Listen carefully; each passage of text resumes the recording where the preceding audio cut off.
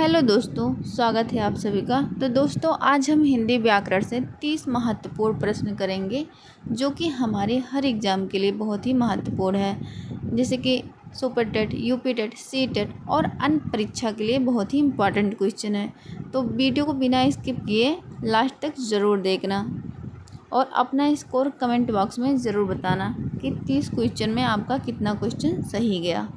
तो बिना समय गंवाए वीडियो को स्टार्ट करते हैं। हमारा पहला क्वेश्चन है, संज्ञा के कुल कितने भेद माने जाते हैं? तो इसका राइट आंसर होगा ऑप्शन सी 5। संज्ञा के 5 भेद हैं। व्यक्तिवाचक, दूसरा जातिवाचक, तीसरा भाववाचक, चौथा समूहवाचक और पांचवा द्रव्यवाचक। हमारा अगला क्वेश्चन है, ईमानदारी शब्द में कौन सी संज्ञा है? इसका राइट आंसर होगा ऑप्शन सी भाववाचक। ऑप्शन सी, जिस संज्ञा शब्द में किसी व्यक्ति या वस्तु के गुण, दशा, व्यापार या धर्म का बोध हो उसे भाववाचक संज्ञा कहते हैं। तो ईमानदारी क्या है? एक गुण है। हमारा अगला क्वेश्चन,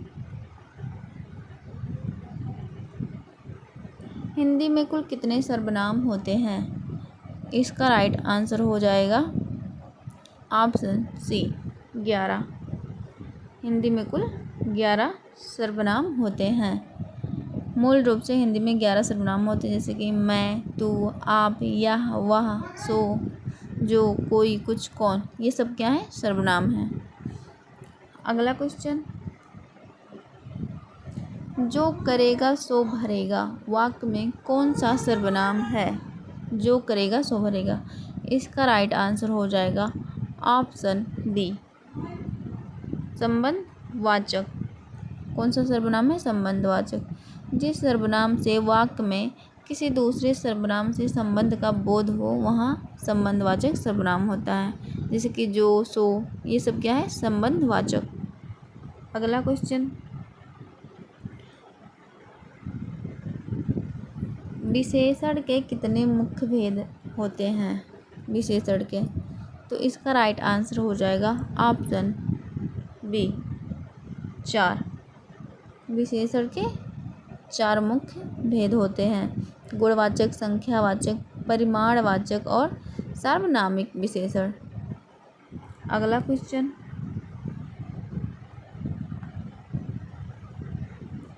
मीठा आम में मीठा शब्द क्या है?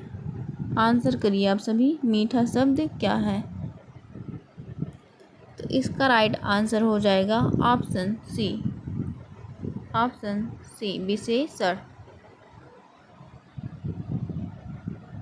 यहाँ मीठा शब्द आम यानी कि वो संज्ञा है और संज्ञा की विशेषता बताया जा रहा है, इसलिए गुणवाचक विशेषण होगा। हमारा अगला क्वेश्चन, मूल रूप से हिंदी में वर्णों की संख्या कितनी है? इसका राइट आंसर हो जाएगा ऑप्शन सी 52।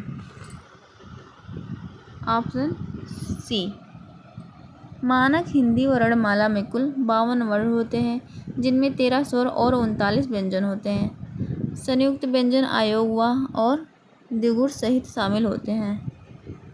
अगला क्वेश्चन, त्रा वर्ण किन वर्णों के मेल से बना है? इसका राइट आंसर हो जाएगा ऑप्शन ए ता प्लस रा बराबर त्रा। त्रा एक संयुक्त व्यंजन है जो आधा ता और पूरे रा के मिलने से बनता है। अगला क्वेश्चन, अत्यधिक शब्द में कौन सा उपसर्ग है? आंसर करिए। इसका राइट आंसर हो जाएगा ऑप्शन बी अति। ऑप्शन बी, अत्यधिक शब्द का संधि विच्छेद अति प्लस अधिक होता है, जिसमें अति उपसर्ग है और अधिक मूल शब्द है। अगला क्वेश्चन,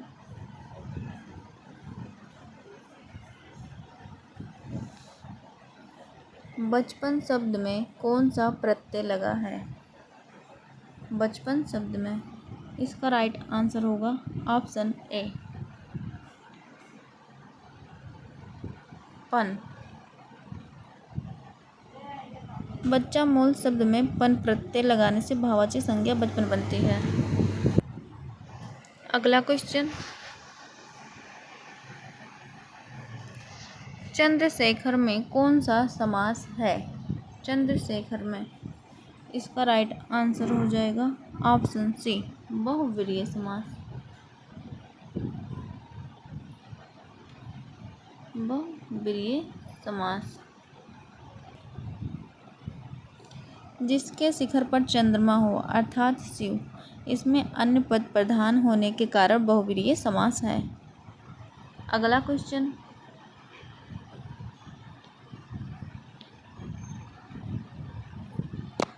राजपुत्र का समास विग्रह और भेद क्या होगा?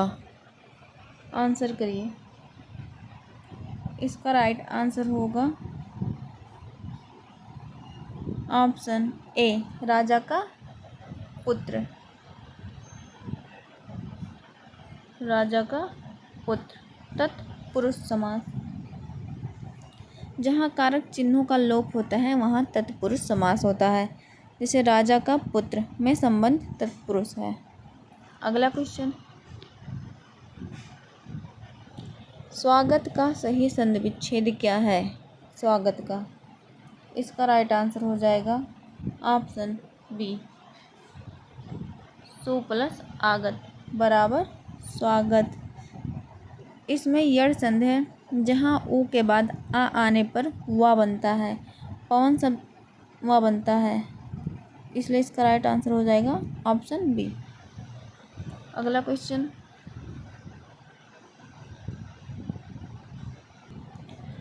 पवन शब्द में कौन सी संधि है? पवन शब्द में। इसका राइट आंसर होगा ऑप्शन सी, अयाद्य संधि। अयाद्य संधि। पवन का संधि विच्छेद पौ प्लस अन होता है, जहाँ पौ का मेल किसी अन्य स्वर से होने पर औ बनता है, इसका मतलब अयाद्य संधि हो गया। अगला क्वेश्चन,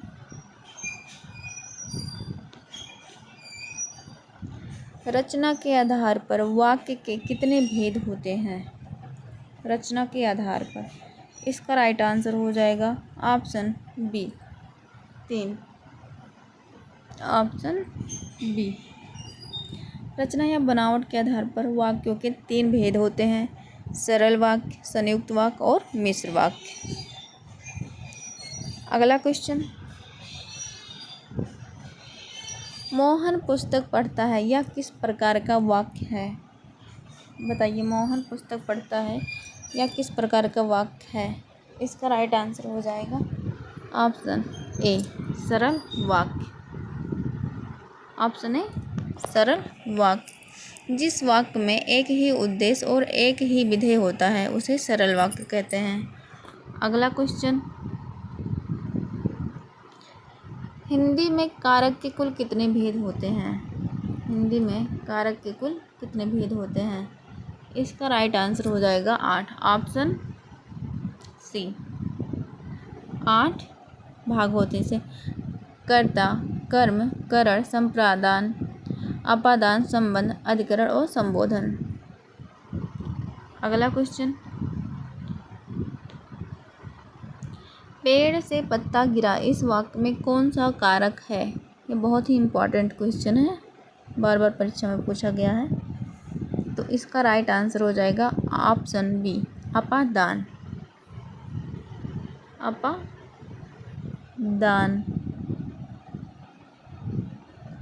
जहाँ किसी वस्तु का किसी स्थान या वस्तु से अलग होने का बोध हो वहाँ अपादान कारक होता है। इसका चिन्ह है से।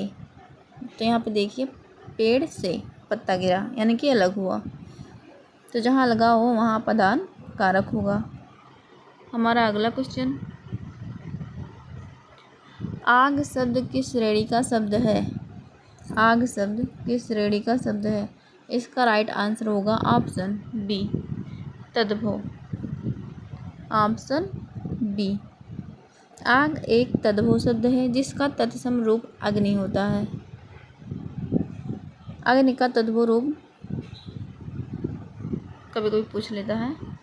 अगला क्वेश्चन देखिए यहाँ पे, अग्नि का तद्भव रूप क्या होता है? इसका राइट आंसर आप लोग कमेंट में बताइएगा। चलो हम ही बता देते हैं। इसका राइट आंसर होगा ऑप्शन ए, आग।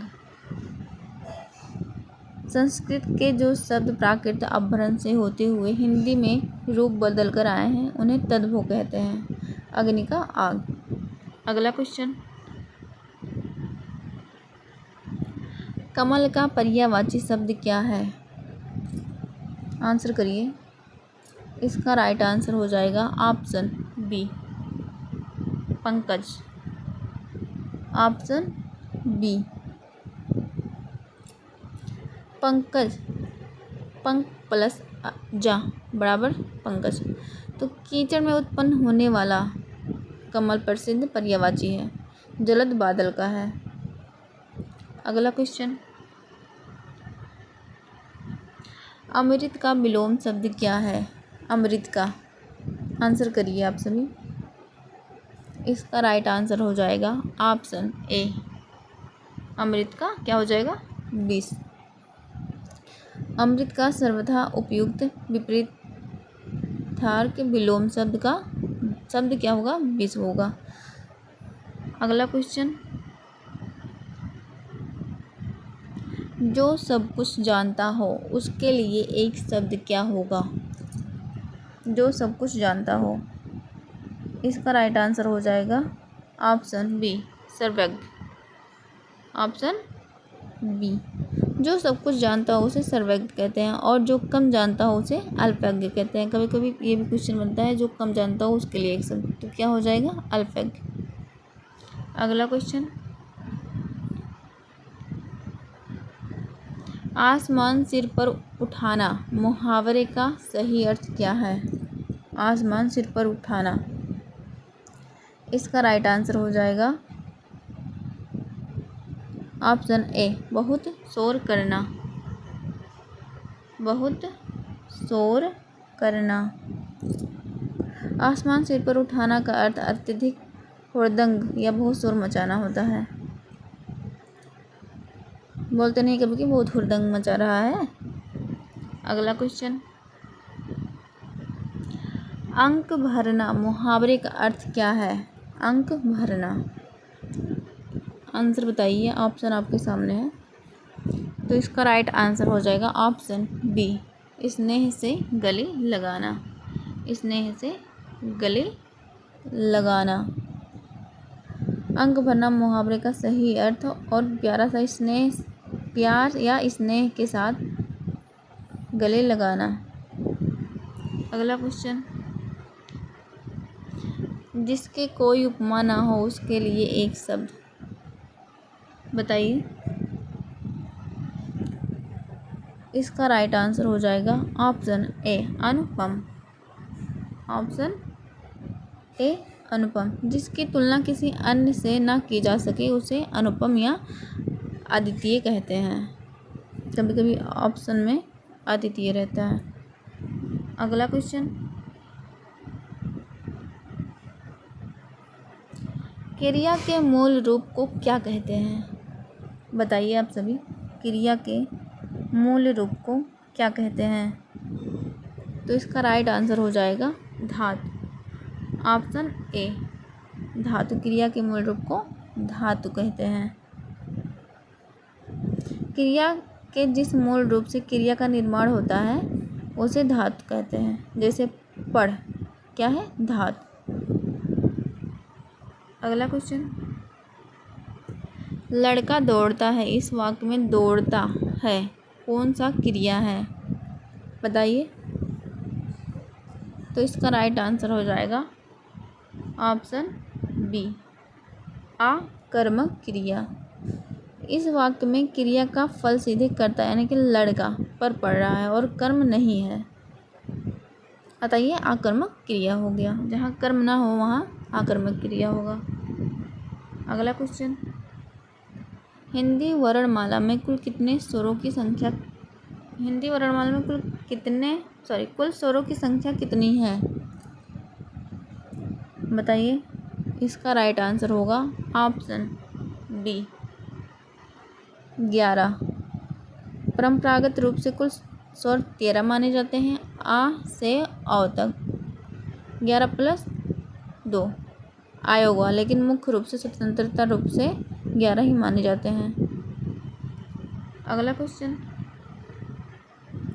अनुशासन शब्द में कौन सा उपसर्ग प्रयुक्त होता है? तो इसका आंसर आप सभी कमेंट में बताएंगे। इसका राइट आंसर क्या होगा, आप लोग ज़रूर बताना और अपना स्कोर ज़रूर बताना कि आपका 30 क्वेश्चन में से कितना क्वेश्चन सही गया। अगर वीडियो अच्छी लगी हो तो like, comment, share and subscribe करना बिल्कुल भी ना भूलें। मिलते हैं अगली वीडियो में। धन्यवाद।